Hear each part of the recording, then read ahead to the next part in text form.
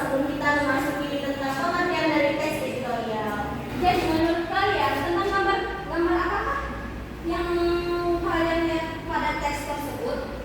Gambar kayu yang terbawa arus banjir. Nah, ya benar sekali ya, ini adalah gunung-gunung kayu yang terbawa oleh arus banjir.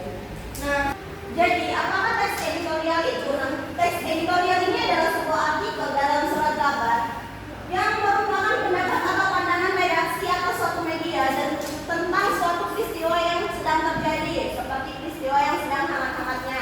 Ada yang masih ingat nggak peristiwa yang terjadi bulan kemarin? Tentang apa?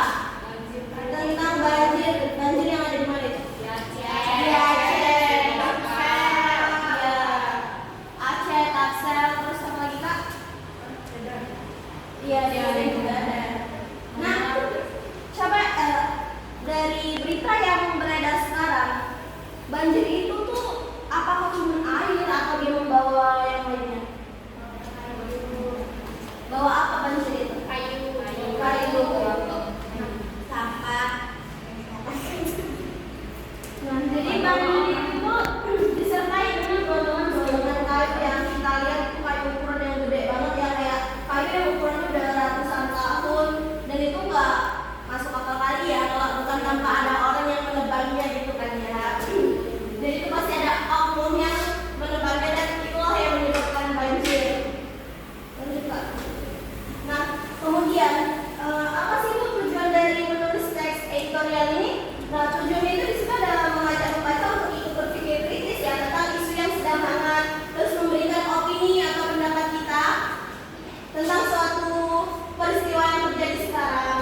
Nah, di teks editorial ini juga terdapat ciri-cirinya. Ciri-cirinya itu ya pastinya berisi fakta yang sedang terjadi, merupakan opini atau pendapat dari suatu redaksi media massa terhadap peristiwa yang diberitakan, kemudian memiliki kritik, penilaian, apresiasi, prediksi, saran atau harapan terhadap isu yang dibahas, kemudian terdapat saran, kemudian ditulis dalam perspektif tertentu untuk mengungkapkan kebenaran pendapat, sehingga jika dilihat dari perspektif yang berbeda, kebenaran tersebut tetap bermakna.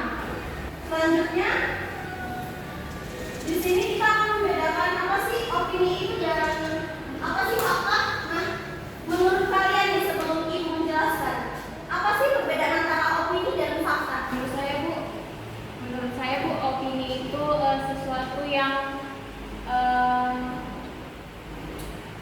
pendapat seseorang.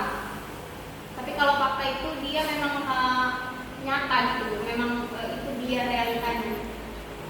Ya, benar sekali ya. Nah, opini ini jika dalam teks editorial itu merupakan peristiwa atau sesuatu yang benar-benar terjadi.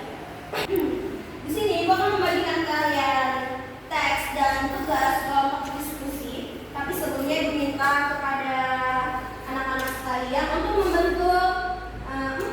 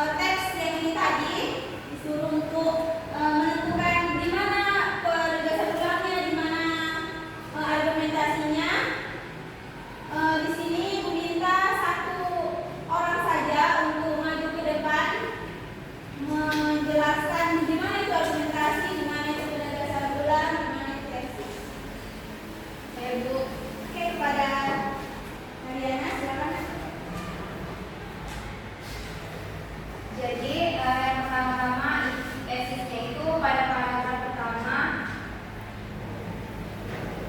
yaitu bencana banjir dan tanah longsor yang terjadi akhir November ini.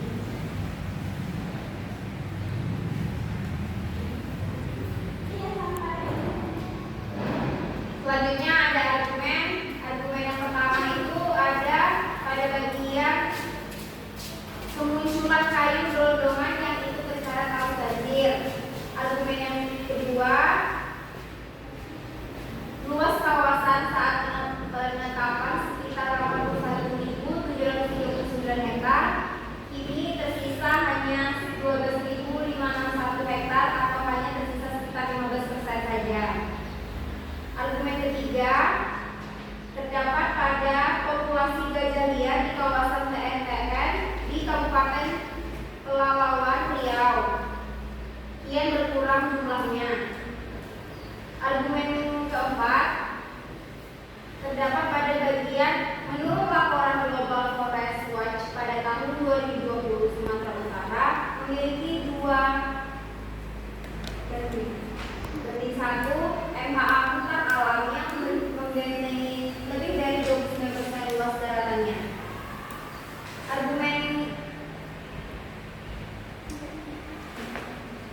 Argumen yang kelima, pada bagian goals, pada bagian sustainable development goals atau SDGs. Argumen yang keenam, pada bagian konsep triple bottom line menurut John L. Kimball. Baik, terima kasih kepada Mariana. Silakan kembali ke tempat.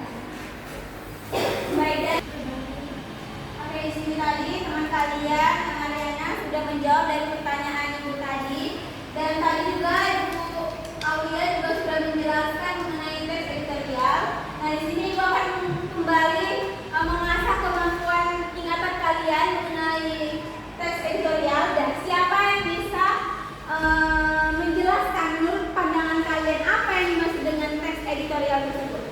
Saya Bu. Oke, kepada Mariana. Jadi teks editorial itu adalah bagian akhir yang menegaskan kembali pendapat penulis serta memberikan penilaian atau saran terhadap permasalahan yang dibahas dari sebuah artikel dalam surat kabar. Oke, baik, jawabannya sangat benar ya. Kasih tepuk tangan ya, teman-teman. Jawabannya yang diberikan Mariana tadi benar. Bahwasanya teks editorial itu adalah teks yang berisi pendapat, pandangan dari seseorang atau media mengenai suatu berita yang lagi hangat-hangatnya dibicarakan. Nah, teks editorial itu memiliki 3 struktur. Pertama itu adalah pernyataan, kemudian argumentasi, dan penegasan ulang. Oke, demikianlah tadi hasil pembelajaran kita mengenai teks editorial. Ibu punya tugas buat kalian. Tadi lembaran yang udah Ibu Aulia kasih tadi.